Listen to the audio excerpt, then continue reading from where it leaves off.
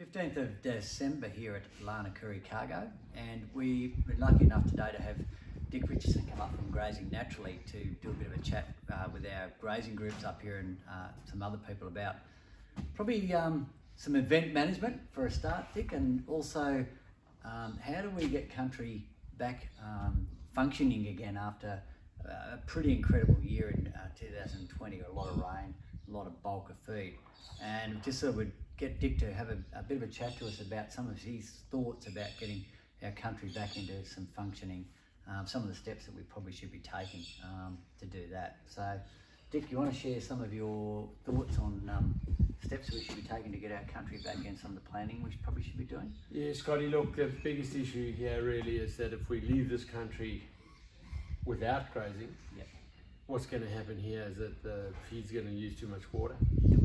It's going to use too much of the nutrients that are in the soil, and it's going to use too much of the silica that's in there, etc. It's going to build this massive bulk of feed, which is talking ahead here, but it's actually already happened here. You know, it's got away from chaps. So the question is, what do we do from here that we've now got too much feed? So for me, when you look around this country at the moment, it's pretty dry actually. The soils are dry. The extra water use in these plants, it's used a heap of that water, which means we're actually in a non-growing season. There may be a lot of green out there which look very flash, but we're actually in a non-growing season.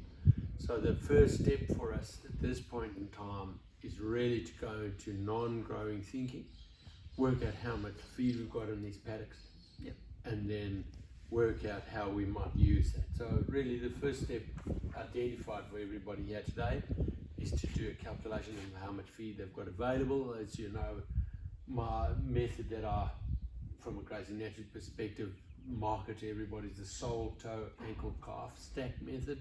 Really simple, working out how much feed we've got. So that's done in every single paddock, and that is a quantity game, but at the same time we do run a bit of a quality thinking of it at the same time. Maybe that's a little bit more rudimentary, a little bit simpler, because a percentage of it that's available that's good quality. I think I put that little example in here early on saying, look, if you measured there might be 60 stock days per hectare, which you would multiply by 11.25, you're going to work in kilograms of dry matter per hectare, or times 10 for DSE days, more or less. But you might say, look, there's 2/3 of that that's good quality, 1/3 that's not, or it might be the other way around. You know, and you could just do that as you do the sums.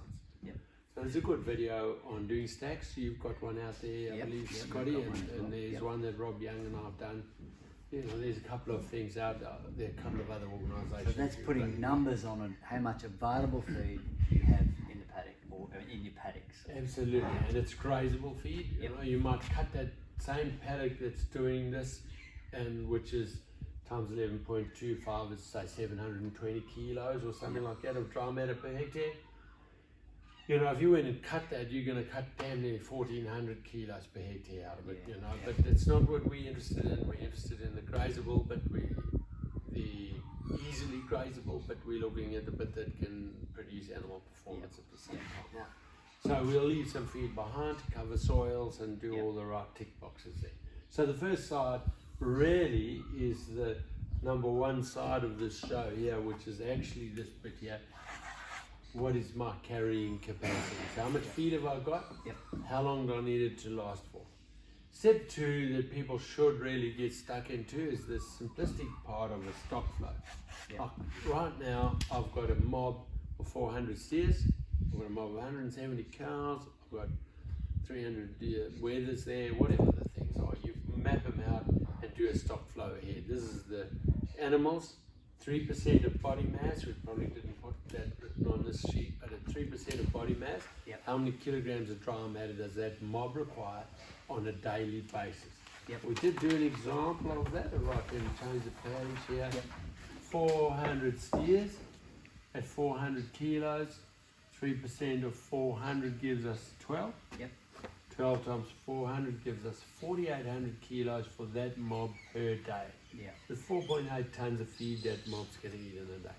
So we can bring this back to the total carrying capacity we just calculated and actually work out when that food will run out, or alternatively, how many less or how many more we've got to run to get to that point. And from that, we can get that down to a graze period, if you like, per paddock and per how much we're going to take out of each of these paddocks. And at this stage, that may be a total, only for 150 odd days or whatever till the end of May. But then you may choose to take it in 2 hits or 3 hits to keep the animals moving ahead, wait for the thistle to drop a bit of prickle and do all that sort of stuff and make it accessible. So the first step, because it's dried out, would be just how many stocks you can carry to get it through to that point. Yep. And then obviously we've got to think about potential too. So if we get rainfall events, we're going to grow more grass. Yeah. So that's got to come into the calculation as well, hasn't it? Even though it's a bit of a long bow, but it's potential another issue, isn't it? That's right. People are really excited at the moment about the La Nina predictions, or wet and wild, or whatever they call it, La Nina. But the people are hugely excited about getting some rain. So what we need to do is actually have a bit of a plan up our sleeves as to how we're going to run this if it does grow. Yeah. So what are we going to do about that? So from this information we've already got, we can run a bit of an assessment in each paddock.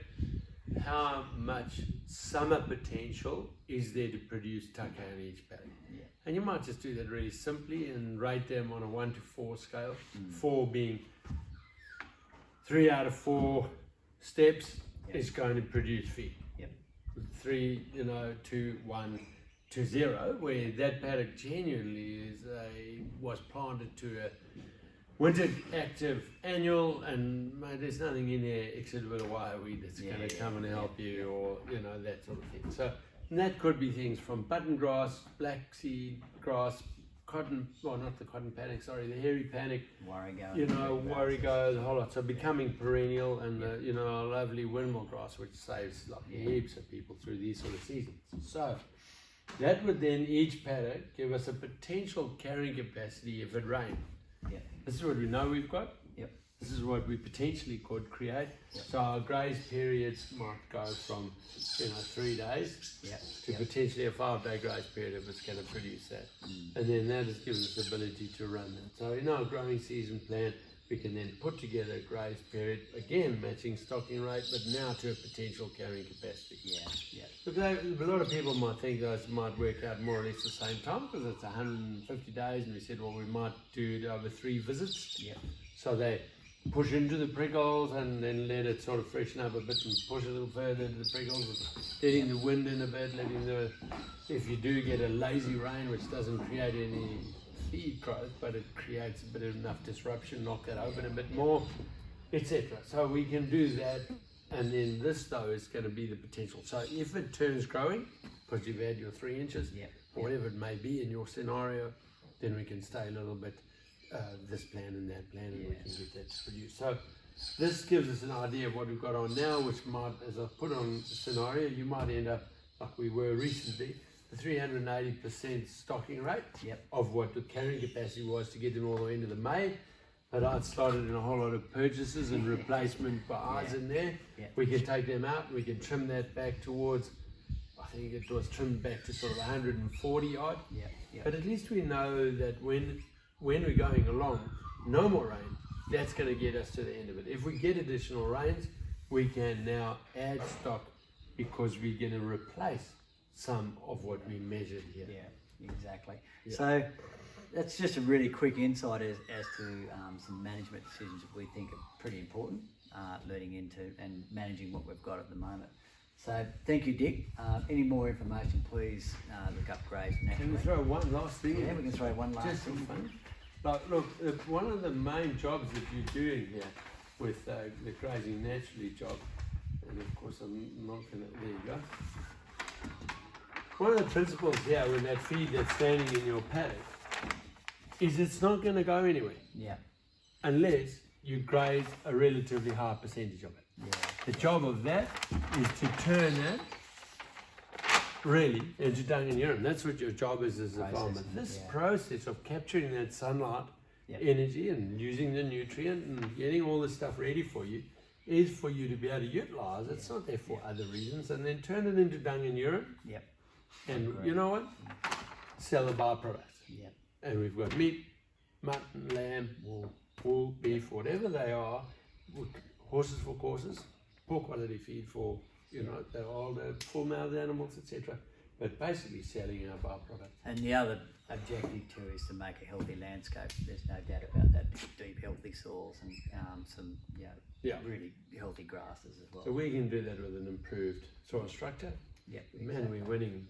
Excellent. 9 So thank you, Dick. There's a Scotty. And Thank you. that's a little bit of information for everybody.